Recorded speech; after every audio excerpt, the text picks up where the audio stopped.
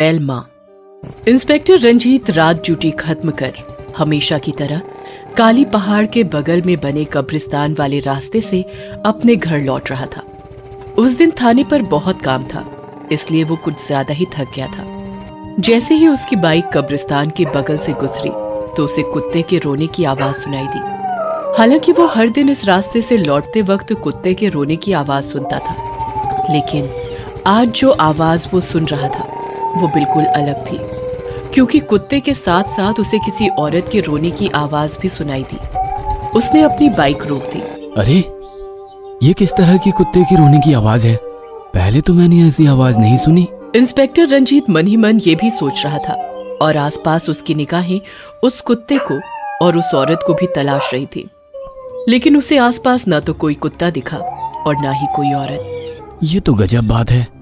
कुत्ते के रोने की आवाज सुनाई दे रही है, लेकिन वो तो दिख ही नहीं रहा है। औरत के रोने की आवाज भी आ रही है, लेकिन वो भी तो दूर दूर तक नहीं दिख रही है। उसने फिर से अपनी बाइक स्टार्ट की और घर की ओर निकलने ही वाला था कि उसने देखा कि कब्रिस्तान से भागता हुआ एक कुत्ता बाहर निकला और उसकी बाइक के आगे खड़ा हो गया और उसे देखकर जोर जोर से भौंकने लगा। रंजीत ने उसे भगाने की कोशिश की।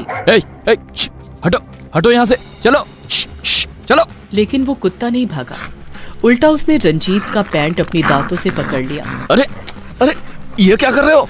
छोड़ो छोड़ो मेरी पैंट, छोड़ो। रंजीत ने किसी तरह कुत्ते को धक्का दिया और बाइक से उतरकर पत्थर ढूंढने लगा।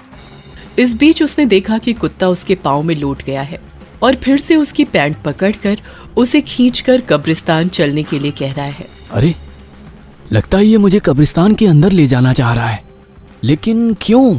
रंजीत ने फिर कुत्ते को कुछ नहीं कहा और अपने हाथ में टॉर्च लिए उसके पीछे पीछे कब्रिस्तान के अंदर चला गया।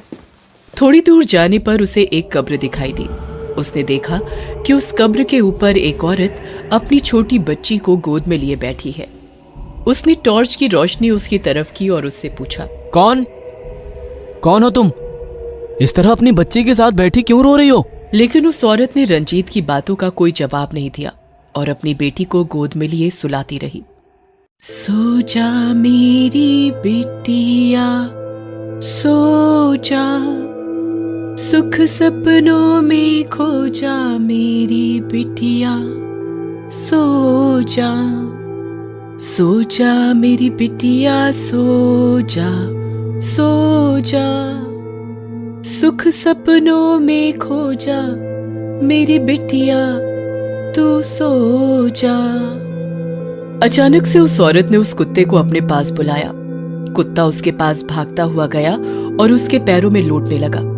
ये देखकर वो औरत रोने लगी।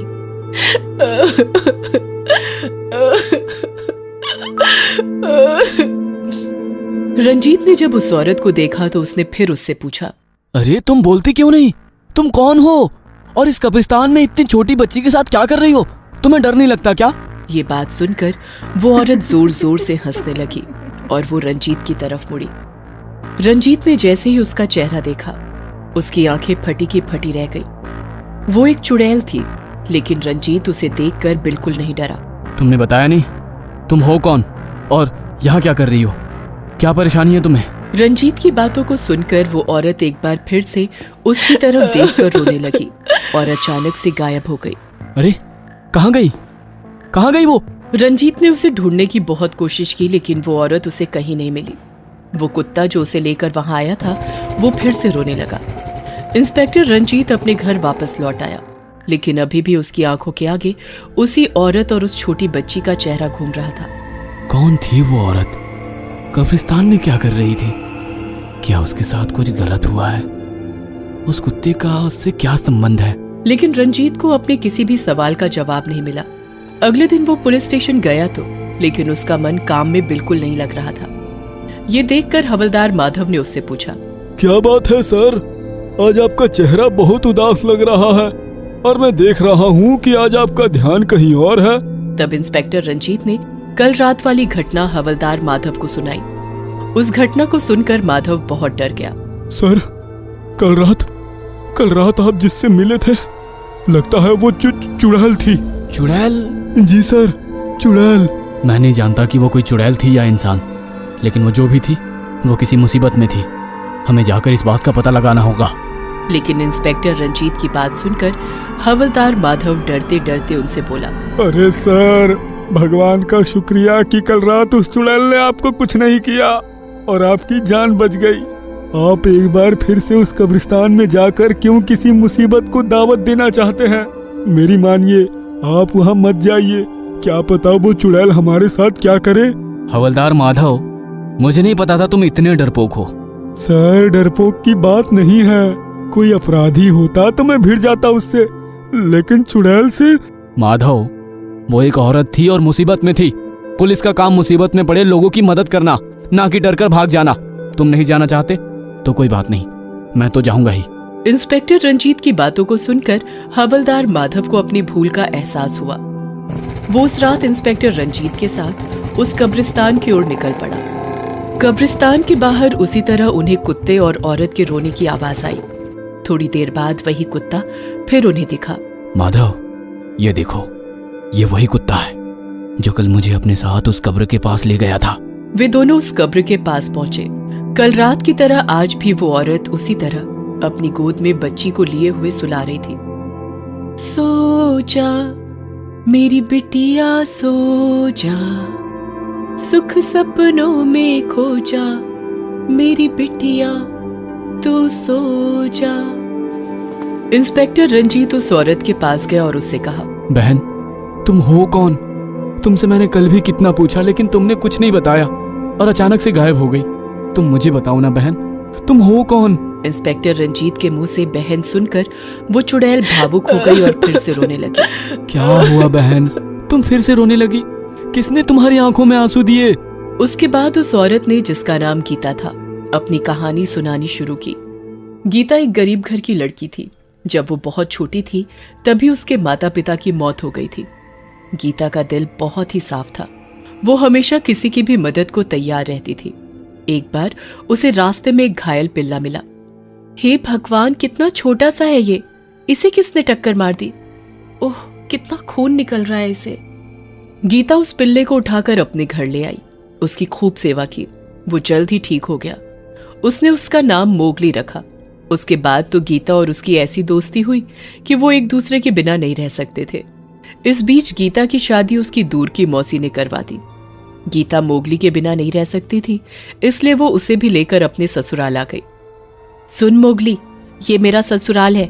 यहाँ के लोगों को मैं अभी अच्छी तरह से जानती नहीं, इसलिए तू ज्यादा भागदौड़ मत करना, चुपचाप बैठे रहना। लेकिन जल्द ही गीता अपने ससुराल वालों को जान गई। वो एक नंबर के लालची लोग थे। वो हमेशा दहेज के लिए गीता को मारते पीटते, उसे भूखा रखते। एक बार तो उसके पति और सास ने उसे इतना मारा कि बेचारी 2 दिन तक बेहोश रही। जब वो उसे मार रहे थे तो मोगली उन पर भौंकने लगा, तो उन लोगों ने उसकी भी पिटाई कर दी। यही नहीं, उसके ऊपर गर्म पानी भी फेंक दिया। हमारे घर में रहता है और हम ही पे भौंकता है, मार दूंगा मैं तुम्हें। जब गीता को होश आया तो उसने मोगली की ऐसी हालत देखी तो उसे रोना आ गया। उसने उसे बोला कि वो यहाँ से चला जाए, लेकिन मोगली उसे छोड़कर जाने को तैयार नहीं हुआ। इस बीच गीता गर्भवती हुई और उसने एक बेटी को जन्म दिया। बेटी को देखते ही उसके ससुराल वालों का पारा चढ़ गया। एक तो ये मुफ्तखोर थी ही घर में, ऊपर से ये एक और मुफ्तखोर को ले आई। लड़की जन्म दिया इसने। माँ ले आई तो क्या हुआ, आज मैं इन दोनों को ही ठिकाने लगा दूंगा। गीता के पति ने दोनों का गला घोंटकर मार दिया और रातों रात कब्रिस्तान में दफन कर दिया। मोगली ने यह सब देख लिया था। उधर उसके ससुराल वालों ने लोगों को यह बता दिया कि गीता किसी के साथ भाग गई है। हे भगवान, कितना जल्लाद था तुम्हारा पति, और कैसे जानवर थे तेरे ससुराल वाले। उन्होंने 2 मासूम की हत्या कर दी, लेकिन अब वो जल्लाद बाहर नहीं रहेंगे। उन जानवरों को मैं कड़ी से कड़ी सजा दिलवाऊंगा। इंस्पेक्टर रंजीत और हवलदार माधव तुरंत उसके ससुराल पहुंचे और उसके पति और सास को गिरफ्तार कर जेल भेज दिया। उन पर मुकदमा चला और उन्हें फांसी की सजा मिली। उसके बाद गीता की आत्मा को मुक्ति मिली। उस दिन के बाद मोगली इंस्पेक्टर रंजीत के घर रहने लगा। आधी रात का समय था। मायागंज शहर नींद की आगोश में था, लेकिन उस शहर के एक पार्क में थोड़ी हलचल सी दिखाई दे रही थी। वो पार्क अभी 2 दिन पहले ही बनकर तैयार हुआ था। रात के अंधेरे में उस पार्क से किसी के पायल की आवाज आ रही थी और कुछ बड़बड़ाने की भी। ये पार्क मेरा है, मैं यहाँ किसी को नहीं आने दूंगी।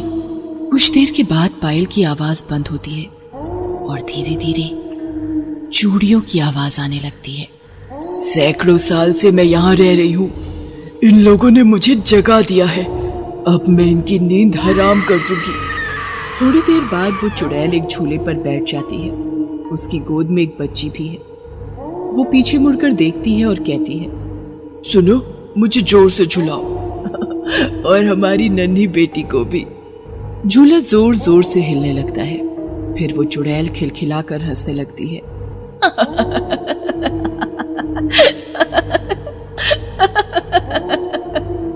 इस बार उस चुड़ैल की हंसी की आवाज के साथ किसी आदमी की भी हंसी की आवाज आती है, लेकिन वो दिखाई नहीं देता। चुड़ैल एक बार फिर से पीछे घूमती है और कहती है, सुनो, इन लोगों ने हम तीनों को तंग करने की तैयारी की है, लेकिन उन्हें पता नहीं कि कल इस पार्क में क्या होने वाला है। ये कहकर चुड़ैल जोर से फूंक मारती है। फूंक के साथ उसके मुंह से आग की लपटें निकलने लगती हैं और उन आग की लपटों की चपेट में पार्क के कई सारे पौधे आ जाते हैं। अगली सुबह, अरे ये रातों रात इन पौधों को क्या हो गया? इनके सारे फूल कैसे मर गए? हे भगवान, आज तो पार्क का उद्घाटन भी है। माली को कुछ समझ नहीं आ रहा था कि आखिर ये सब कैसे हो गया।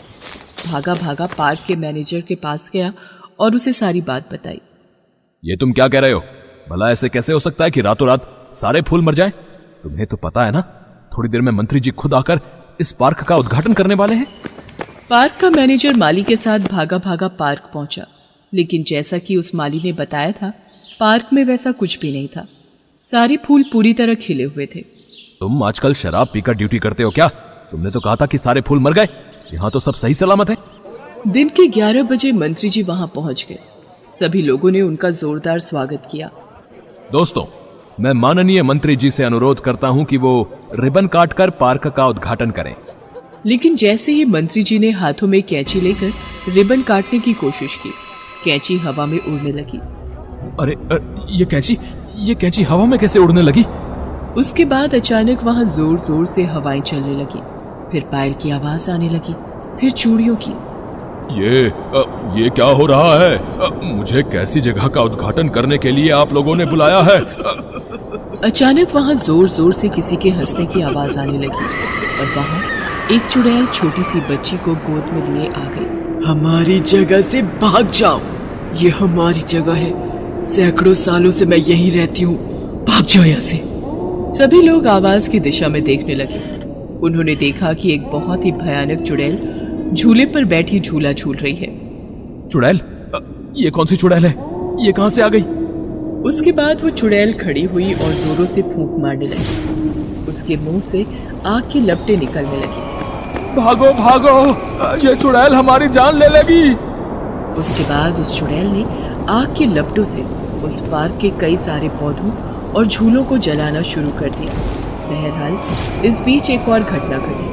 अभी लोग उस चुड़ैल से बचने की तरकीब सोच ही रहे थे कि वहां एक भूत भी आ गया। कोई नहीं बचेगा, कोई नहीं। तुम लोगों ने हम तीनों को क्यों जगा दिया? हम तो गहरी नींद में थे। उसके बाद उस भूत ने पार्क में लगा एक बड़ा सा पेड़ उखाड़ लिया और लोगों को मारने के लिए दौड़ पड़ा। भागो भागो भागो! पल में वो सारा इलाका शमशान में बदल गया। उस दिन के बाद से तो वो पूरा शहर अजीब से डर के साए में जीने लगा। उसी शहर में एक जाने माने तांत्रिक रहते थे। लोगों ने उनसे सलाह मशवरा किया और किसी भी तरह इस संकट से मुक्ति का उपाय सुझाने को कहा। इन आत्माओं को कब्जे में लेना ही होगा, नहीं तो ये पूरे शहर को मुर्दा घर बना देंगे। लेकिन उसे कब्जे में कैसे लिया जाएगा? मुझे 1000 नींबू चाहिए और हर एक नींबू लाल रंग से रंगा होना चाहिए। मुझे 1000 उपले भी चाहिए। सभी उपलों पर ओम लिखा होना चाहिए। साथ ही गंगा जल की बोतल भी चाहिए। तांत्रिक ने साधना शुरू की।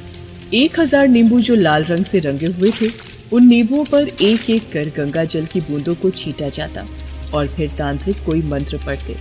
फिर उस नींबू को गाय के गोबर के उपले पर रख देते। ओम ऐं ह्रीं क्लीं चामुंडाय विच्चय। ओम ऐं ह्रीं क्लीं चामुंडाय विच्चय। तांत्रिक लगभग 500 नींबुओं को गोबर के उपले पर रख चुके थे। तभी अचानक जोर जोर से बिजली चमकने लगी। थोड़ी देर बाद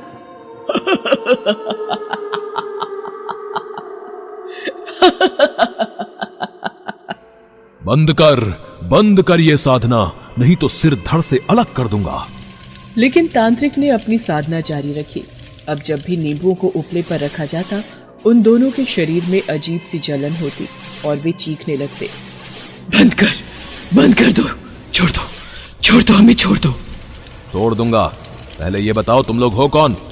तब उन्होंने बताना शुरू किया। आज से लगभग 300 साल पहले की बात है। राजा कीर्तिवर्मन और राजा विक्रम सिंह एक दूसरे के कट्टर दुश्मन थे। वे एक दूसरे को फूटी आंख नहीं सुहाते थे। एक दिन राजा कीर्तिवर्मन ने अपने पुत्र सूर्यवर्मन को बुलाया और कहा, पुत्र सूर्यवर्मन, अब मैं बूढ़ा हो गया हूं। तुम इस राज्य के उत्तराधिकारी हो। मैंने अपने जीवन में कई युद्ध जीते, लेकिन मैं विक्रम सिंह को हरा नहीं पाया। मैं चाहता हूं कि विक्रम सिंह का शीश काटकर तुम मेरे पास ले आओ, ताकि मैं इस मलाल के साथ न मरूं कि मैंने उसे हराया नहीं। एक अच्छे पुत्र के नाते सूर्यवर्मन ने अपने पिता के सपनों को पूरा करने का वचन दिया। उसने विक्रम सिंह पर चढ़ाई कर दी। उस समय विक्रम सिंह बहुत बीमार थे, इसलिए युद्ध की बागडोर उनकी इकलौती पुत्री कल्याणी ने संभाला। दोनों के बीच घमासान युद्ध हुआ। दोनों ही तरफ से लाखों सैनिक मारे गए, लेकिन कोई भी पीछे हटने को तैयार नहीं था। सेनापति, लाखों सैनिकों की आहुति के बाद भी युद्ध का कोई परिणाम नहीं निकल रहा है। हम अब नहीं चाहते कि अब और लोगों की बलि इस युद्ध में चढ़े, इसलिए हम वापस जाना चाहते हैं। ये आप क्या कह रहे हैं युवराज? इस तरह पीठ दिखाकर जाएंगे तो लोग आपको कायर कहेंगे। अपने आप को बहादुर साबित करने के लिए हम और लोगों को नहीं मार सकते सेनापति, नहीं मार सकते। लोग हमें कायर कहें तो यही सही। सूर्यवर्मन के इस तरह वापस लौटने की बात सुनकर कल्याणी आश्चर्यचकित रह गई। उसे सूर्यवर्मन की ये बात बहुत अच्छी लगी कि वो कायर कहलाना पसंद करेगा, लेकिन सैकड़ों और लोगों की जान फिर से युद्ध की आग में नहीं झोंकेगा। उसने सूर्यवर्मन से छिपकर मिलने का संकल्प किया और वो वेश बदलकर उससे मिलने पहुंच गई। सूर्यवर्मन की वीरता और उसके सौंदर्य पर वो मोहित हो गई और उसने अपनी सच्चाई बता दी। कल्याणी, आप इतना खतरा उठाकर यहाँ क्यों आई? आपकी जान को पता है यहाँ कितना खतरा है। आपके लिए ये खतरा मंजूर है राजकुमार। उस मुलाकात के बाद कल्याणी और सूर्यवर्मन के बीच प्रेम का बीज पड़ गया। वे एक दूसरे से मिलने लगे और छिपकर शादी भी कर ली और वे छिपकर रहने लगे। कुछ दिनों बाद उन्हें एक बेटी भी हुई। वे दोनों अपनी बच्ची से बहुत प्यार करते थे, लेकिन वो बेचारी जब 6 महीने की हुई तो इन दोनों के पिताओं को ये जहाँ छिपकर रह रहे थे उस जगह का पता चल गया और कीर्तिवर्मन द्वारा उन्हें बंदी बना लिया गया। राजकुमार, आपने शत्रु की पुत्री से न सिर्फ प्रेम किया बल्कि छिपकर उससे शादी भी की, और जिसका परिणाम है ये बच्ची, दुश्मन की बेटी के कोख से जन्मी एक और दुश्मन। पिताश्री, छोटे बच्चे में तो ईश्वर दिखता है और आपको दुश्मन दिख रहा है। तुम अपनी बेकार की बात अपने पास रखो और अब देखो मैं तुम सबका क्या हाल करता हूं। कीर्तिवर्मन ने उन तीनों को उसी जगह ईंटों में चुनवा दिया जहां आज पार्क बना था। सूर्यवर्मन, कल्याणी, तुम तीनों की हत्या के बाद दोनों राज्यों में भयंकर युद्ध हुआ और दोनों साम्राज्य समाप्त हो गए। उन्हें उनके किए की सजा मिल गई। अब तुम इन निर्दोषों को मारकर क्यों अपने प्रेम को कलंकित कर रहे हो? हत्या, युद्ध किसी बात का हल नहीं, प्रेम ही हल है सारी समस्याओं का। उसके बाद तांत्रिक ने आखिरी नींबू की आहुति उपले पर दी। इसके साथ ही उन दोनों का शरीर जलने लगा और फिर वे दोनों हवा में विलीन हो गए। लोगों को उन तीनों की आत्माओं से मुक्ति मिल गई। एक गरीब औरत अपने पति और छोटे बच्चे के साथ रहती थी। काजल का पति एक लोहे के कारखाने में काम करता था, लेकिन एक दिन अचानक पैर फिसलने से वो आग की भट्टी में जा गिरता है, जिस वजह से मौके पर ही उसकी मौत हो जाती है। पति के मरने के बाद काजल पूरी तरह बेसहारा होकर अपना जीवन जीने पर मजबूर हो जाती है। दूसरी तरफ काजल को अपने बच्चे की परवरिश की चिंता थी, इसलिए वो जंगल से फल तोड़कर बेचना शुरू कर देती है। इसी तरह एक दिन काजल पेड़ों से फल तोड़ रही थी, तभी अचानक वहाँ कुछ लोग हाथों में बड़ी बड़ी कुल्हाड़ी लेकर पेड़ों को काटने पहुँच जाते हैं। यह देख काजल को उन लोगों पर बहुत गुस्सा आता है। अरे तुम लोग यहाँ पेड़ काटने क्यों आए हो? देखो, पेड़ों को काट कर इस हरे भरे जंगल को बर्बाद मत करो। चुपचाप यहाँ से चले जाओ। अरे तू कौन है जो इस तरह की ज्ञान की बातें हमें सुना रही है? चुपचाप हमें अपना काम करने दे, वरना तेरी सेहत के लिए ठीक नहीं होगा। मैं तुम जैसे बुरे लोगों से नहीं डरती। खबरदार, अगर तुम लोगों ने किसी भी पेड़ पर कुल्हाड़ी चलाई तो मुझसे बुरा कोई नहीं होगा। इतना कहकर काजल अपने पास रखा डंडा उठाकर उन लोगों के सामने खड़ी हो जाती है। काजल का ये बर्ताव देख वो सभी लोग गुस्से से आग बबूला हो जाते हैं। अरे भाइयों, हम 4 लोग हैं और ये औरत अकेली है। देखते क्या हो, चलो मार मार के इसकी हड्डी पसली तोड़ देते हैं ताकि दोबारा ये हमारे खिलाफ जाने की हिम्मत ना करे। लेकिन काजल बहुत बहादुर थी। वो उन लोगों से जरा भी नहीं घबराती और अपने डंडे से सभी लोगों की पिटाई करने लगती है। काजल से मार खाकर वे चारों बुरी तरह घबरा जाते हैं। अरे बाप रे बाप, ये औरत है या झांसी की रानी? अरे इसमें तो बड़ी हिम्मत है, इसने तो अकेले ही हम चारों को धूल चटा दी। हाँ भाई, तुम बिल्कुल सही कहते हो। चलो यहाँ से भाग चलते हैं, वरना ये मार मार के हमारा भरता बना देगी। फिर वो चारों काजल से डरकर वहाँ से भाग जाते हैं। दूसरी तरफ उन चारों का मालिक भंवरलाल जब ये बात सुनता है तो उसका चेहरा गुस्से से लाल हो जाता है। अरे नालायको, उस औरत से मार खाकर तुम लोगों ने मेरा नाम मिट्टी में मिला दिया। चारों तरफ मेरी थू-थू हो रही है। मालिक, हम क्या करते, वो औरत लड़ने में बहुत तेज है, हम उसका सामना नहीं कर पाए, हमें माफ कर दीजिए।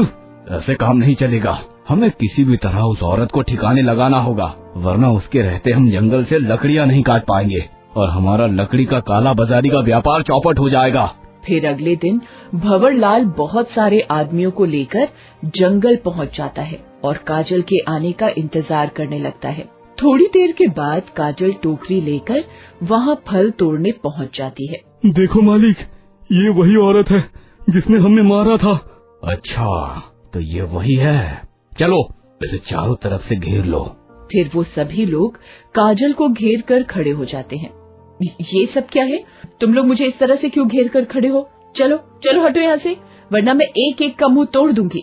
लेकिन तभी भंवरलाल और उसके आदमी काजल को पकड़कर उसे रस्सियों से बांध देते हैं। इसे पेड़ों से बहुत प्यार है ना, चलो आज इसे किसी बड़े पेड़ से लटका कर इसकी लीला खत्म कर देते हैं। उसके बाद भंवरलाल और उसके आदमी काजल के गले में रस्सी बांधकर उसे एक पेड़ की डाल से लटका देते हैं। थोड़ी ही देर में दम घुटने से काजल की मौत हो जाती है।